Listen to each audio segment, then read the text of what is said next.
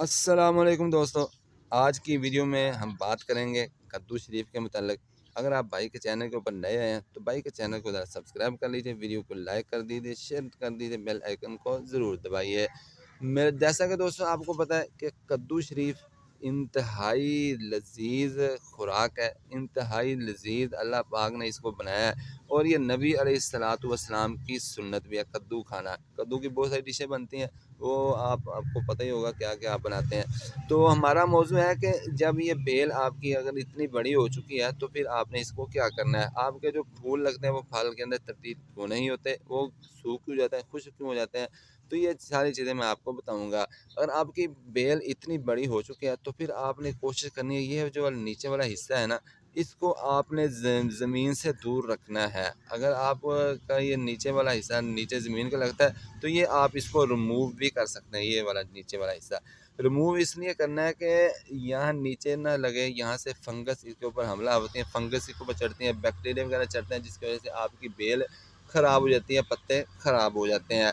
दूसरा काम आपने ये करना है कि हर 10 से 15 दिन के बाद ये वाला जितना भी हेयर है ना इसका चारों तरफ से, इसको आपने गोडी करते रहना है। ये देखने आप गोडी बिल्कुल नरम है ये जगह। जितनी नरम जगह होगी उतनी आपकी जो बेल है वो मजबूत होगी, इसकी बुनियाद मजबूत होगी, इसकी रूट्स मजबूत होंगी, इसकी जड़ें मजबूत होंगी। ये दूसरी बात यह है कि ये जो जब आप इसको गोडी वगैरह करते हैं तो ये इसको ऊपर धूप लगती है, धूप की वजह से फंगस बैक्टीरिया वगैरह मर जाते हैं।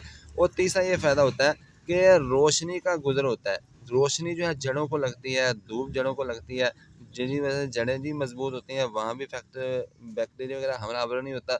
और जब जड़ें मजबूत होती हैं तो फिर आपका पौधा, आपकी बेल वगैरह भी मजबूत होती रहती है। दो काम हो गए। तीसरा काम यह है कि जो जो आपकी बेल बढ़ती जाएगी, आपने पुरानी गोबर वाली खाद अगर आपके पास मुयस्सर है तो ये हर 15 जब भी आप गोडी करें तो थोड़ी सी ना इतनी जितनी की मेरे पास पड़ी है तो इतनी इतनी आप चारों तरफ इसके बिखेर सकते हैं। तो जो जो बढ़ेगी इसको आपको पता है कुछ खुराक की फिर ज़रूरत होती है, जो जो इंसान बड़ा होता है उसको खुराक की ज़रूरत होती है, तो ये बेल को भी खुराक की ज़रूरत होती है। तो ये हर 15 दिन के बाद तीसरा काम आपने ये करना है कि इसको पुरानी खाद दे दें, कंपोस्ट डाल दें, जो भी आपके पास मैसर है, ऑर्गेनिक डाल दें या बाज़ार से डीएपी वगैरह जो आप पसंद करते हैं वो इसके अंदर डालते रहना चाहिए।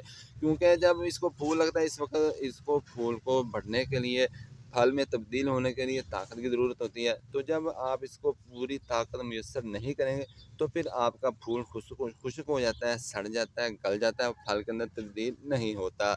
और फिर आपने चौथा ये क्या करना है कि ये जो बढ़ती है ना इसके साथ आपने एक स्टिक लगा देनी है इस तरीके से।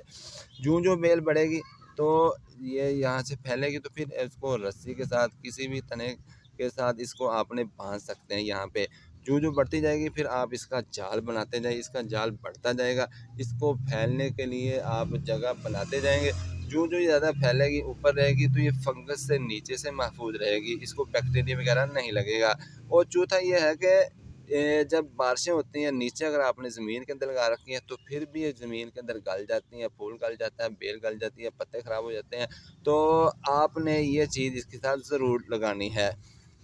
और उसके बाद आ जाते हैं कि इसका फूल क्यों गिर जाता है। एक वजह तो मैंने बता दी आपको कि मतलूबा इसको खुराक नहीं मिलती। दूसरा ये है कि आपने पानी का ख्याल करना है। आप इसका पानी खुश्क हो जाता है या ज़्यादा दे देते हैं तो फिर भी ये आपका जो फूल होता है वो गिर जाता है, खुश्क हो जाता है, गिर जाता है। और एक काम ये भी करना है आपने कि कोई भी हर 15 दिन के बाद कोई भी फंगीसाइड स्प्रे इसके ऊपर आप करते रहें।